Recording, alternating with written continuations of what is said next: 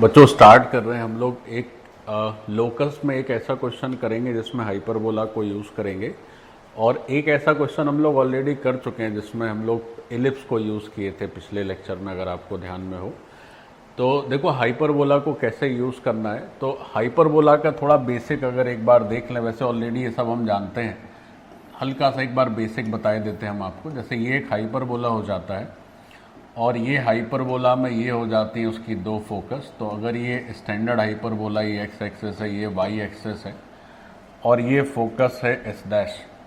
तो हाइपरबोला की डेफिनेशन ये होती है कि हाइपरबोला का कोई भी पॉइंट अगर हम ले लें, तो उससे अगर दोनों फोकस के डिस्टेंस हम कैलकुलेट करें, मीन्स पी एस और पी एस डैश, तो इन दोनों फोकल लेंथ का जो डिफरेंस होता है, पी एस और पी एस डैश का जो डिफरेंस होता है, दैट इज ऑलवेज कांस्टेंट। वो बच्चों हमेशा कांस्टेंट आता है।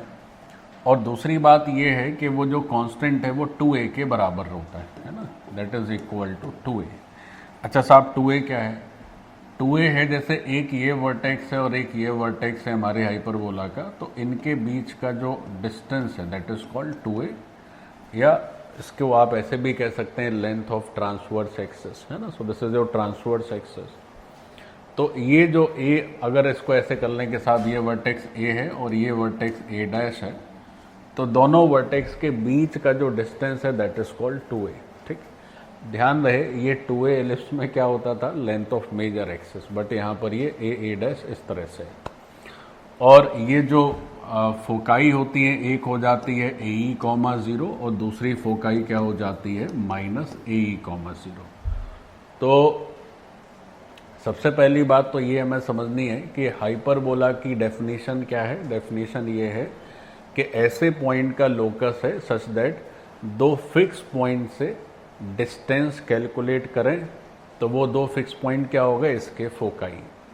तो उन दोनों डिस्टेंसेस का जब डिफरेंस देखेंगे, so that is always constant and it is equal to 2a। तो ये जो P है which is lying on hyperbola, this is a moving point. तो मूविंग पॉइंट का मतलब हुआ बच्चों कि हमारा पॉइंट P हाइपरबोला पर कहीं भी रहे, उससे कोई दिक्कत नहीं। It can be at means कहीं भी रह सकता है, इस ब्रांच पर भी रह सकता है, इस ब्रांच पर भी रह सकता है, बट हमेशा ये जो डिफरेंस आएगा वो उतना ही रहेगा, कांस्टेंट रहेगा, 2a के बराबर रहेगा। इलिप्स की जब बात करते थे तो क्या सीखते थे कि ये डिफरेंस की जगह समेशन हमेशा कांस्टेंट रहता था और 2a के बराबर रहता था, यही तो बात थी। तो अब जैसे ये हाइपरबोला समझ लिए, अब यहां पर लोकस का वो प्रॉब्लम जरा देखते हैं किस तरह से आता है और हम किस तरह से उसको देखेंगे। तो यहां से चलो शुरू करते हैं क्वेश्चन। तो यहां पे पूछेंगे फाइंड लोकस ऑफ z। ठीक है, फाइंड लोकस ऑफ z। एक कॉम्प्लेक्स नंबर है z, उसका लोकस बताना है। Find locus of z। अच्छा, और जो गिवन इंफॉर्मेशन है सो क्या है? तो गिवन इंफॉर्मेशन है कि मॉड के अंदर z माइनस Z1 है और मॉड के अंदर z माइनस Z2 है। दोनों का जो डिफरेंस है that is given as some constant lambda, है ना। ये जो कांस्टेंट है ये एक पॉजिटिव कांस्टेंट है। अब अपने को क्या करना है, z का लोकस बताना है। So this is the question. So let us see. अब बच्चों ये क्वेश्चन है, इसमें अपने को z का लोकस बताना है। अच्छा, होगा क्या कि जब क्वेश्चन आता है तो आपको Z1 और Z2 हमेशा दिए रहेंगे, है ना। ऐसे क्वेश्चन में क्या होगा कि Z1 और Z2 अपने गिवन है, तो Z1, Z2 ये हमें हमेशा दिए रहेंगे। अब लोकस बताना है। देखो इसका लोकस कैसे आएगा। तो एकदम सेम पैटर्न पे बच्चों हम लोग एलिप्स वाला क्वेश्चन किए थे, वहाँ 3 परिस्थितियों में हमने सॉल्व किया था, और यहाँ भी 3 परिस्थितियों में सॉल्व करके देखेंगे कि क्या रिजल्ट आता है। तो जैसे अब तुम्हें ईजिली समझ में आ जाए तो मैं Z1 Z2 कुछ लिख देता हूँ ताकि आपको आसानी से समझ में आ जाए। तो थोड़ा इस क्वेश्चन को चेंज कर देते हैं, या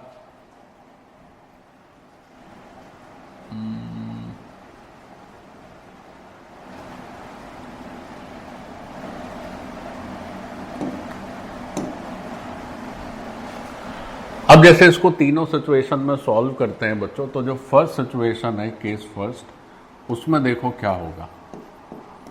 तो जब हम केस फर्स्ट लिखेंगे तो जैसे एलिप्स वाले में क्या करते थे कि लैम्डा की 3 अलग अलग वैल्यूज के लिए देखते थे कि क्या होगा लोकस, तो यहाँ भी वही चीज़ है। तो जैसे एक बार क्या करें, फर्स्ट सिचुएशन में कहें कि साहब जो लैम्डा है दैट इज से mod of Z1 minus Z2, है ना, वो क्या है, Z1 और Z2 के बीच का डिस्टेंस है। अगर लैम्डा ऐसा है तब देखो क्या होगा, जरा समझिए गौर से। तो यहाँ पर क्या है कि 2 पॉइंट्स फिक्स्ड हैं Z1 और Z2, तो एक हम लाइन ड्रॉ कर दे रहे हैं और उस लाइन में इधर हो गया Z1 और इधर हो गया से हमारा Z2। बच्चों गौर से समझिएगा, ठीक। अब क्या हो रहा है कि Z1 और Z2 के बीच की अगर डिस्टेंस देखी जाए, ये वाली डिस्टेंस, तो वो डिस्टेंस तो कितनी है, mod of Z1 minus Z2, ऐसी हो गई, ठीक। अब कह रहे हैं कि एक आप ऐसा Z सोचिए ताकि उसकी Z1 से डिस्टेंस लें और फिर उसी की Z2 से डिस्टेंस लें, और दोनों डिस्टेंस का जो डिफरेंस आना चाहिए that must be a constant, वो हमेशा फिक्स रहना चाहिए। और अगर हम फर्स्ट सिचुएशन में ये लैम्डा की वैल्यू से mod of Z1 minus Z2 कह दें, तो mod of Z1 minus Z2 के बराबर होनी चाहिए। तो आप सोचिए कि अगर कोई भी Z हम इसी लाइन पर ले लें, यहां मान लीजिए हमने ले लिया, लेकिन Z1 और Z2 के बाहर आपको लेना पड़ेगा, ठीक। तो Z1 Z2 के बाहर ले लिया। अब जरा गौर से देखो कि ये डिफरेंस कितना है, सॉरी ये डिस्टेंस कितनी है, तो आप कहेंगे सर ये Z की Z2 से डिस्टेंस है, अच्छी बात है। अच्छा बच्चों ये डिस्टेंस कितनी है, तो आप कहेंगे सर ये Z की डिस्टेंस Z1 से है, ये भी ठीक बात है। तो अगर इन दोनों डिस्टेंसेस का डिफरेंस लिया जाए तो क्या वो Z1 और Z के बीच की दूरी नहीं आएगी, Z आप इधर भी ले सकते थे। तो अगर ये दोनों डिस्टेंसेस का डिफरेंस एक कांस्टेंट है और वो कांस्टेंट इतने इस लेंथ के बराबर है, mod of Z1 minus Z2 के बराबर है, तो इसका मतलब होगा कि Z always lies on the line joining these two fix points Z1 and Z2। But ये जरूर ध्यान रखेंगे कि Z जो है हमेशा इन दोनों से बाहर रहेगा, इनके बीच में नहीं रहेगा, ठीक। तो सबसे पहले तो इस क्वेश्चन का आंसर लिखा जाए, अगर लैम्डा इतना है mod of Z1 minus Z2, तो हम कहेंगे locus of Z is the line joining points Z1 and Z2, full stop. एक तो ये बात हो गई। दूसरी बात ये हो गई कि Z की लोकेशन की बात हो तो इसकी लोकेशन Z1 और Z2 के बीच में कभी नहीं आएगी। क्यों नहीं आएगी, जरा देख लो। अगर Z बीच में कहीं आप रख देते, मान लीजिए यहाँ पे रख दिया आपने Z, ठीक है, आपने कहा सर मान लीजिए बीच में भी रख के दिखाई दीजिए, तो ये डिस्टेंस होगा Z1 से डिस्टेंस, ये होगा Z2 से डिस्टेंस, दोनों का डिफरेंस करोगे तो बहुत छोटा आ जाएगा ना बच्चों। हमें डिफरेंस एग्जैक्टली इस लेंथ के बराबर चाहिए, तो फिर क्या हो जाएगा कि इससे काम चलेगा नहीं। तो दूसरी बात हम ये भी लिखेंगे कि अपना जो लोकेशन है Z का जो लोकेशन है, location of Z is beyond, या ऐसे लिख लें, is not in between Z1 and Z2। हमारा जो Z का लोकेशन है वो Z1 और Z2 के बीच में नहीं है, उसके बाहर है, ठीक। तो इस तरह से, तो ये तो हुआ फर्स्ट सिचुएशन। अब बात हो कि साहब दूसरी, अब जैसे क्या होगा कि जब आपको लाइन, जब एक्चुअल क्वेश्चन रहेगा एक वैसे भी कर लेंगे, तो Z1 Z2 तो दिया रहेगा ना, से दे दिया 3,4 4,5 या कुछ भी, तो आप क्या कर सकते हैं, लाइन की इक्वेशन निकाल सकते हैं, वही हमारा आंसर हो जाएगा लोकस का। अब बच्चों क्या है कि नेक्स्ट सिचुएशन देखते हैं, केस सेकेंड। तो दूसरी सिचुएशन में मान लीजिए इस तरह से है कि हमारा जो ये लैम्डा था ये mod of Z1 minus Z2 से छोटा है। कैसा है ये, क्या है, mod of Z1 minus Z2 से छोटा है। या पहले काम करते हैं, बड़ा है, बड़े वाले को पहले करते हैं। क्या है, mod of Z1 minus Z2 से चलिए छोटा ही कर लेते हैं, छोटा है, ठीक है। अब देखते हैं कि लोकस क्या बैठेगा। देखो बच्चों गौर से समझो। तो फिर से क्या किया कि हमने एक लाइन पे ड्रॉ कर लिए दो फिक्स पॉइंट्स Z1 और Z2। अब इनका कहना है कि साहब ऐसा Z पकड़िए कि उसका Z1 से डिस्टेंस लें, Z2 से डिस्टेंस लें, और दोनों डिस्टेंसेस का जो डिफरेंस आए वो इनके बीच की डिस्टेंस से कम आए। तो इनके बीच की डिस्टेंस क्या है, तो वो है mod of Z1 minus Z2, है ना। तो अब आप सोचिए कि लाइन पर तो अच्छा कोई पॉइंट हो ही नहीं सकता, क्योंकि अगर लाइन पर कोई पॉइंट होगा तो अच्छा, और वो फिक्स्ड रहना चाहिए, मतलब बदलना नहीं चाहिए। तो अगर लाइन पर कोई पॉइंट रहेगा तो दोनों जो डिस्टेंस आएगी, सॉरी जो दोनों डिस्टेंसेस का डिफरेंस आएगा वो तो इसी के बराबर आ जाता है। और अगर बीच में कहीं पर रह जाएगा तो हर z के लिए अलग अलग डिफरेंस आएगा, जबकि z हमेशा कैसा होना चाहिए, कांस्टेंट होना, सॉरी डिफरेंस हमेशा कैसा होना चाहिए, कांस्टेंट होना चाहिए, लैम्डा के बराबर होना चाहिए। तो अब मान लीजिए आप लाइन के कहीं बाहर चले जाओ, कहीं भी बाहर चले जाओ और वहां पर एक z रखें, और उस z का Z2 से डिस्टेंस और उस z का Z1 से डिस्टेंस। तो एक ये जो डिस्टेंस हमने दिखाया, this is mod of z minus Z1, और ये हो गया mod of z minus Z2। तो पहली बात तो ये है कि एक ट्रायंगल में दो साइड्स का जो डिफरेंस होता है तीसरे से तो हमेशा ही कम ही आता है कि नहीं आता है। दो साइड्स का डिफरेंस तीसरे से तो हमेशा ही कम आता है। तो इसका मतलब ये हो जाएगा कि अगर हम यहाँ पे लिखेंगे mod of z minus Z1 और mod of z minus Z2, so this is always less than mod of Z1 minus Z2। और इसकी वैल्यू कितनी दे रखी थी, लैम्डा। तो लैम्डा हमेशा क्या होगा, mod of Z1 minus Z2 से छोटा होगा। तो वही क्वेश्चन में पूछा गया है कि भाई पहले सिचुएशन में ऐसा था कि लैम्डा की वैल्यू एग्जैक्टली इसके बराबर थी, अब कह रहे हैं लैम्डा इससे छोटा हो जाए, है ना, छोटा कुछ भी ले सकते हैं। तो इसका मतलब हो गया कि हमारा जो z होगा वो लाइन पर ना होके लाइन के बाहर चला जाएगा। अब फिर देखिए कि z तो मूविंग पॉइंट है, z कहीं भी मूव कर रहा है, लेकिन Z1 और Z2 फिक्स्ड हैं, ये नहीं मूव कर रहे हैं। तो z यहाँ हो कहीं भी हो, लेकिन ये डिफरेंस जो है इन दोनों लेंथ का वो हमेशा फिक्स्ड है। वो कितना है, लैम्डा, वो नहीं बदल रहा है। तो इसका मतलब ये हुआ कि अब जो z है उसका लोकस क्या है, हाइपरबोला। कैसे, हाइपरबोला की डेफिनेशन ही क्या होती है बच्चों के, अगर एक मूविंग पॉइंट इस तरह से मूव करे कि दो फिक्स पॉइंट से डिस्टेंसेस का डिफरेंस कांस्टेंट आए, तो फिर उसका लोकस क्या होगा, एक हाइपरबोला। और वो जो दो फिक्स पॉइंट्स हैं वो क्या हो जाने हैं, वो हो जाने हमारे फोकाई। तो अब यहाँ पर क्या हो रहा है दूसरी सिचुएशन में कि जो डिफरेंस है वो फिक्स्ड है, लैम्डा के बराबर है और लैम्डा छोटा है, तो हमेशा क्या होगा, इसका लोकस एक हाइपरबोला हो जाएगा। तो यहाँ पर हम क्या लिखेंगे, हम लिखेंगे locus of z is hyperbola. अच्छा, कैसा हाइपरबोला साहब, ऐसा हाइपरबोला कि जो फोकाई है हाइपरबोला की,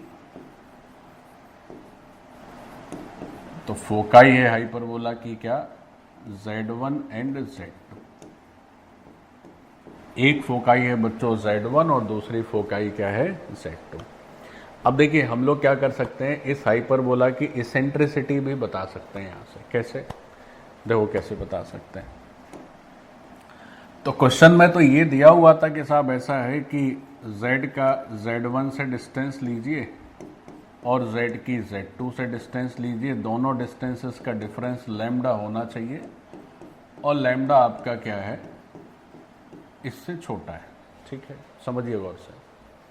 तो हमने कहा कि भाई देखो ऐसा है कि दो फोकाई हो गई Z1 और Z2, तो जो दो फोकाई के बीच का जो डिफरेंस होता है या जो दो फोकाई के बीच की लेंथ होती है, तो मैंने आपको जब ज्योमेट्री बेसिक बताई थी कॉम्प्लेक्स में, तो बताया था कि दो फोकाई के बीच की लेंथ 2AE कहलाती है, चाहे एलिप्स की बात करें और चाहे हाइपरबोला की बात करें।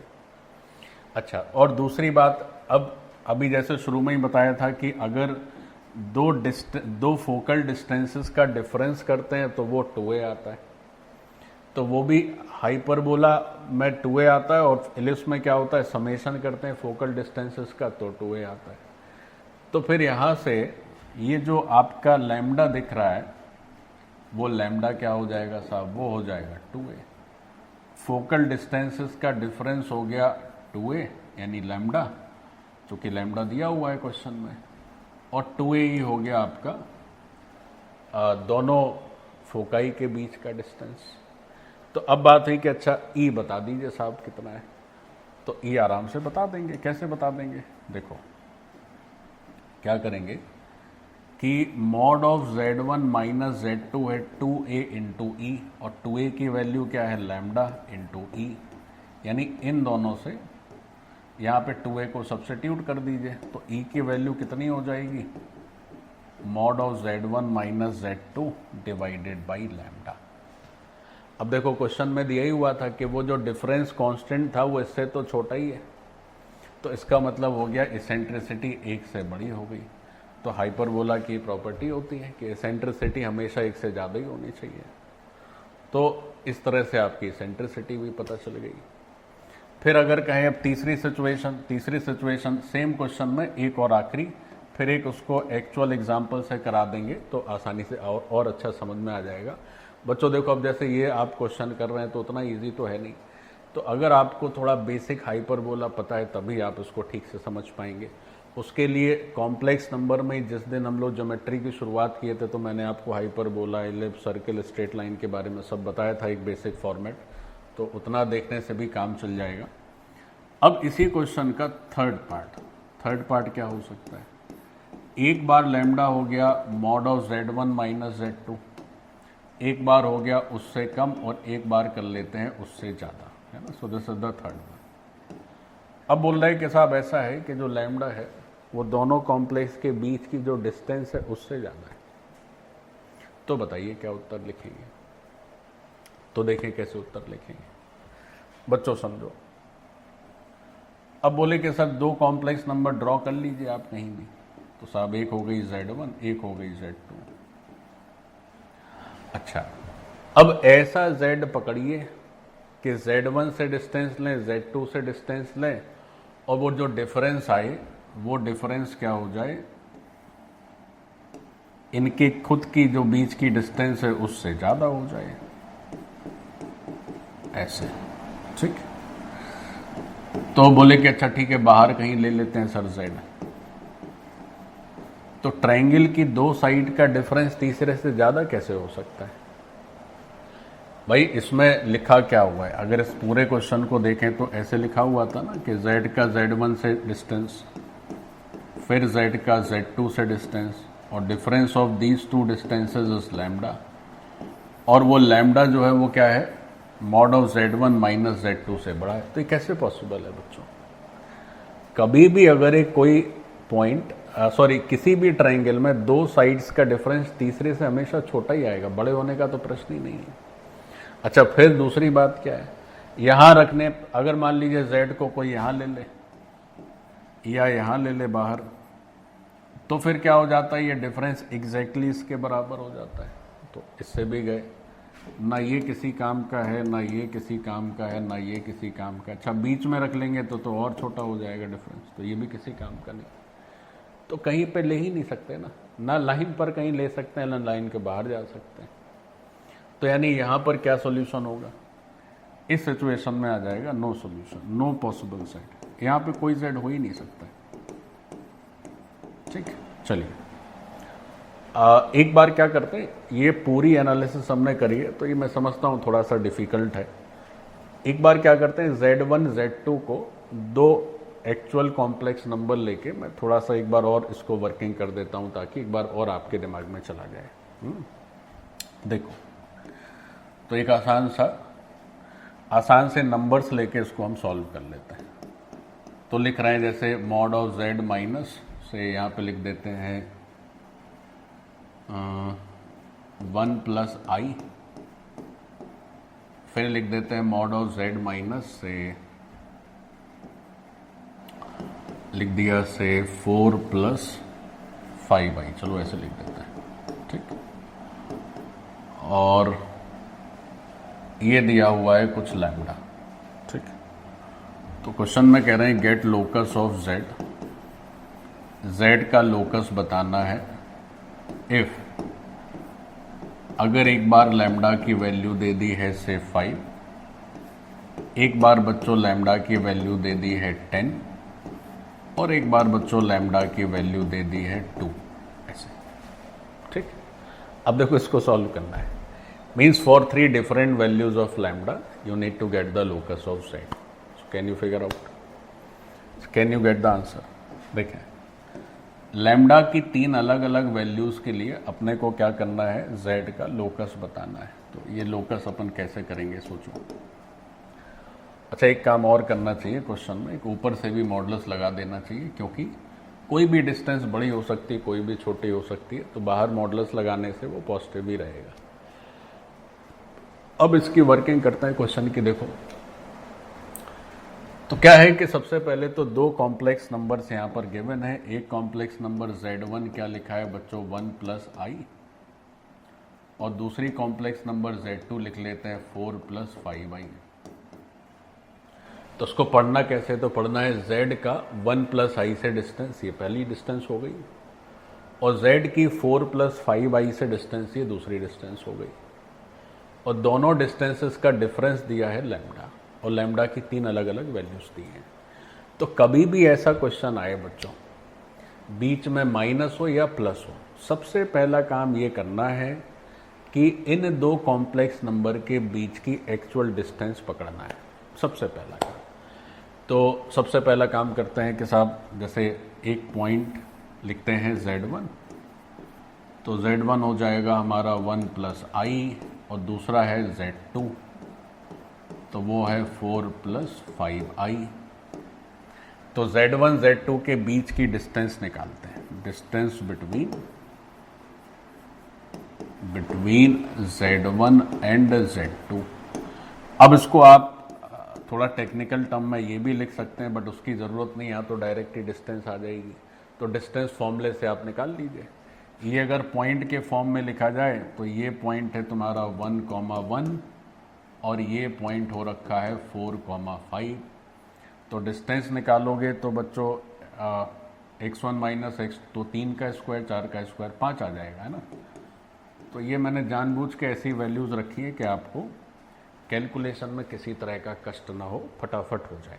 तो ये 5 हो गया, तो यहाँ से ये 5 वैल्यू हो गई, 5 हो गई वैल्यू। अब बोल रहे हैं कि साहब ऐसा है कि z ऐसे लीजिए कि z1 से दूरी और z2 से दूरी लें, और दोनों दूरियों का जो डिफरेंस आवे वो एग्जैक्टली 5 ही आना चाहिए। तो एक बार 5 कह रहे हैं, एक बार 10 कह रहे हैं, एक बार 2 कह रहे हैं, तो सबको कर लेते हैं फटाफट। अब देखो कैसे है, तो सबको अलग अलग सिचुएशन में करते हैं।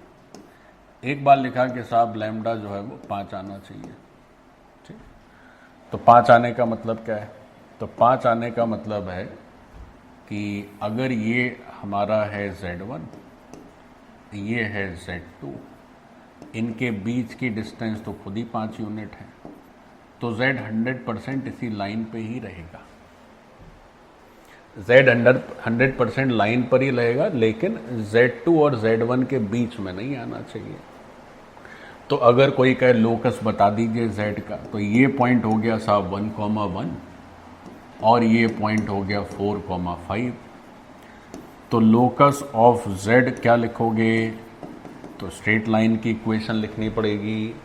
तो स्ट्रेट लाइन की इक्वेशन क्या लिखोगे, y minus y1 is equal to y2 minus y1, नीचे लिखेंगे x2 माइनस x1 और फिर लिखेंगे x माइनस x1, ऐसे ऐसे, ठीक। तो ये हो गया z का लोकस। तो ये जो z का लोकस आया, ये हमारे फर्स्ट पार्ट का आंसर हो गया। ये क्या हो गया, एक स्ट्रेट लाइन हो गई। This is a straight line passing through passing through Z1 and Z2। अब इसको आप थोड़ा सॉल्व वॉल्व करके थोड़ा अच्छे से देख लीजिएगा क्या आता है। तो ये हमारा फर्स्ट पार्ट का आंसर हो गया। अब बोल रहे हैं कि साहब ऐसा करिए कि एक बार लैम्डा को 10 ले लीजिए और एक बार 2 ले लीजिए, है ना। तो 2 और 10 लेने से क्या होगा देखो, तो एक बार 10 ले लेते हैं, चलिए 10, ठीक है। तो 10 ले लें, तो या 10 की जगह पहले देख लेते हैं सेकंड पार्ट में 10 है कि 10 2 है। सेकंड में 10 लिखा हुआ है, थर्ड में 2 लिखा हुआ है। थर्ड चलो पहले करते हैं, ठीक है, लिखना भी था पहले, चलो ठीक है। लैम्डा की वैल्यू 2 लिखी।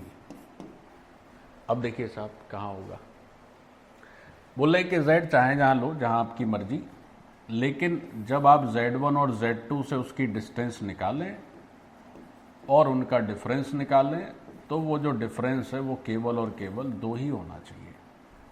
तो ये जो डिस्टेंस है ये 5 यूनिट है, ये तो हम कर ही चुके हैं। और ये जो डिस्टेंस है वो है mod of Z minus Z2, और ये जो डिस्टेंस है वो है mod of Z minus Z1, ठीक। तो क्वेश्चन में ऐसे लिखा हुआ है कि साहब Z की Z1 से डिस्टेंस लीजिए, फिर Z की Z2 से डिस्टेंस लीजिए, दोनों का डिफरेंस एग्जैक्टली 2 आना चाहिए। तो बताइए Z कहाँ होना चाहिए, या Z का लोकस क्या होना चाहिए। Z तो मूविंग पॉइंट है ना, ये तो साहब मूविंग है, चल रहा है, कहीं भी मूव कर सकता है Z। बोले अब बताइए साहब क्या होगा डिस्टेंस, क्या होगा आंसर। डिस्टेंस बोल रहा हूँ मैं, लोकस बताना है। तो देखो लोकस कैसे बताओगे कि ये डिस्टेंस और ये डिस्टेंस का डिफरेंस 2 है और फिक्स है। तो सबसे पहले याद करो कि अच्छा कोई सर ने ऐसा टूल बताया है जिसमें 2 डिस्टेंसेस का डिफरेंस फिक्स्ड होता हो। अच्छा बताया तो है, हाइपरबोला बताया था। अच्छा हाइपरबोला, तो ठीक है, तो हाइपरबोला आंसर हो गया। 2 डिस्टेंसेस का डिफरेंस, अब अगर 5 हो जाए डिफरेंस तो फिर हाइपरबोला नहीं होगा, तो स्ट्रेट लाइन होगी। लेकिन अगर 5 से भी कम हो रहा तो लाइन पे तो नहीं हो सकता है। अब लाइन पे नहीं हो सकता है तो फिर क्या होगा। अच्छा फिर बोलें कि साहब लाइन पे आप बता रहे नहीं हो सकता, बीच में नहीं हो सकता है।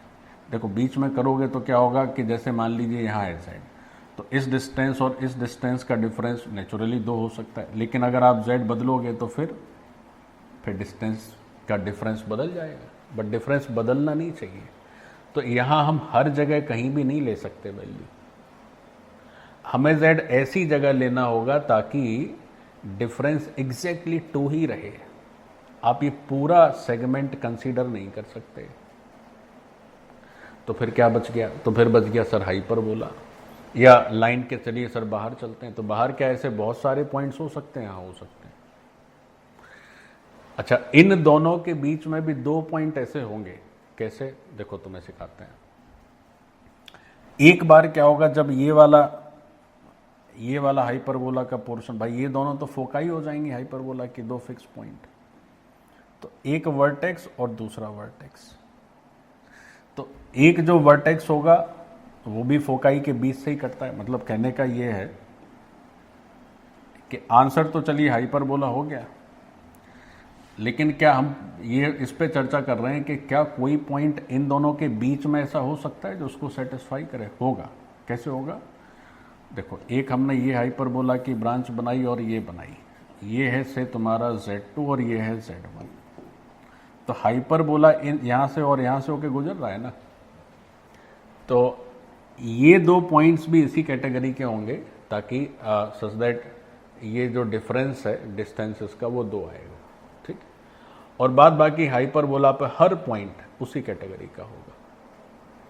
तो लोकस यहाँ पे क्या लिखा जाएगा भाई, तो locus of Z sir hyperbola है।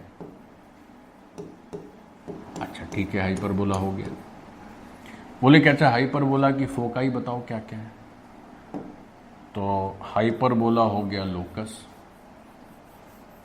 आंसर।